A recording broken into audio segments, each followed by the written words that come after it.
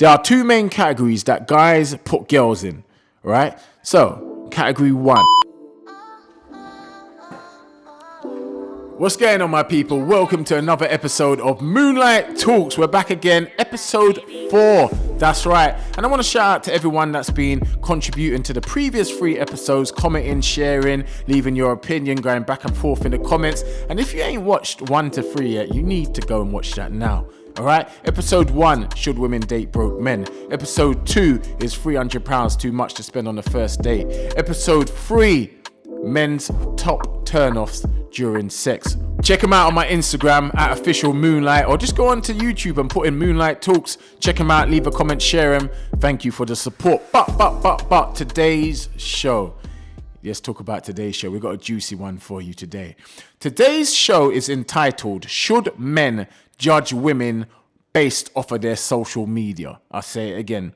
Should men judge women based off of what they put out there on their social media? Now, let me leave a little disclaimer, right? No woman needs or ever will need a man's approval for anything. You do what you want to do. You do what your heart tells you to do. You do what you feel right. Regardless of what a guy thinks, it's your life. Do what you got to do. The only time that you need to actually think about what a guy thinks about your life is when you're looking to attract a guy. Because I believe what you put out there, you attract. You may not believe that, but I do. I've experienced that many times in my life. I'm sure many of you have.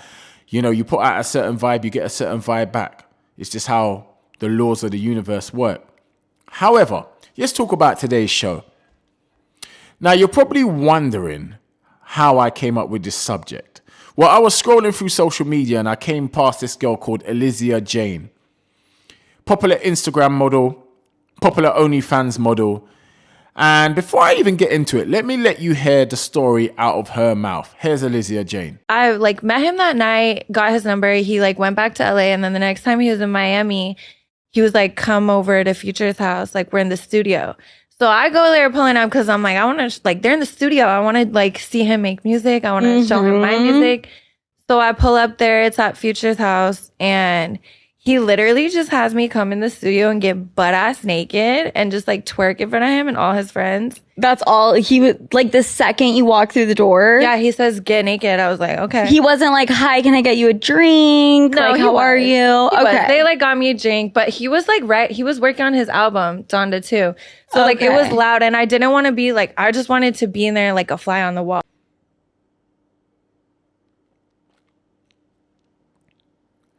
Now, after watching this clip, the first thing that absolutely shocked me, and it may shock you as well, is how surprised she was that Kanye West, platinum artist Kanye West, after meeting her in a nightclub in Miami, comes back to Miami months later, calls her, and she's shocked that when she gets to the studio, he asks her to strip naked and basically present herself as she presents herself on her Instagram and on her OnlyFans.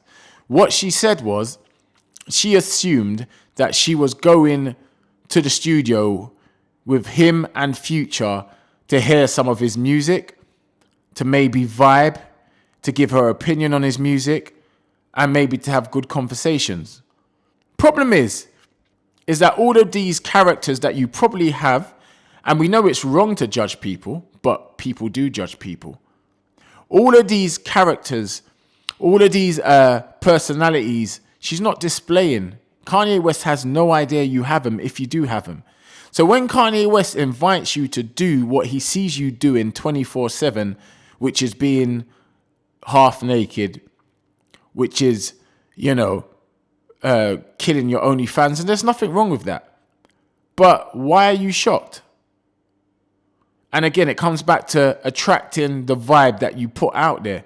Because if you was a book author, or if you just was a normal person, even like Megan Good or an actress, he's not going to treat you or talk to you like that.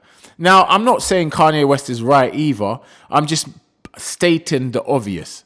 The obvious being, if you guys saw me in Y-fronts, yeah, in the middle of the road, juggling circus balls As much as I'm not crazy, you guys are gonna think I'm crazy because you've judged me based on what you've seen. If you see me in the middle of the road doing the butterfly and bogle with a big afro and football socks on, you're gonna think I'm mad. I'm not mad, but you guys are gonna think I'm mad. And that's how the world works. You judge people based off what you know, what you see. And that's just how the world works. So to me, to my surprise, when she was acting so shocked that Kanye West invited her to the studio and told her to strip naked and start twerking naked, I wasn't shocked. You know, I didn't think he was going to ask her for her opinion on music. There's no music on your profile. See, I did go on her profile, on her Instagram, for research purposes. I can actually say that for real. For research purposes, just to see if Kanye West was missing, you know, certain elements that she may have been displaying, but maybe he only looked at the pervy shots. But 99% of her photos and videos are of a very nice, aesthetically pleasing lady, huge boobs, big ass, close in the camera. So I guess Kanye West wanted what she was offering. He bought what she was selling, if that makes sense. That's my opinion. If you don't agree with me, I'm only one person. It's fine. Leave your comment in there. Let me know what you think. Another shocking thing was, why didn't you tell him to piss off? Why didn't you say, are you mad? I'm not going to get butt naked and start twerking for you, Kanye West. I don't care who you are. You could be Obama. But you didn't. You complained after on the podcast, but you stayed there and twerked naked. In my opinion, no one in that vicinity is going to be taking you seriously after doing that. Now, there are some exceptions to this rule, and I ain't going to mention those ladies' names because I mentioned Burger King the other day, and they replied back to me. Now, ladies, there's two main categories that guys put girls in. Two main categories. I can tell you this because I speak to a lot of guys. I'm in the barbershops. I've been going to the barbershops for years. I have big events. At the end of the night, we all talk, we all discuss. And there's certain things that I believe you ladies, you know, need to understand and need to know. So now there's two main categories that guys put girls in. Now, I want you girls to be aware of these two categories. And I know this because over the years of going to many, many, many barbershops, having my events, plenty of guys in, when the event's over, we're all talking. I can honestly say, for most guys out there, there are two main categories that guys put girls in.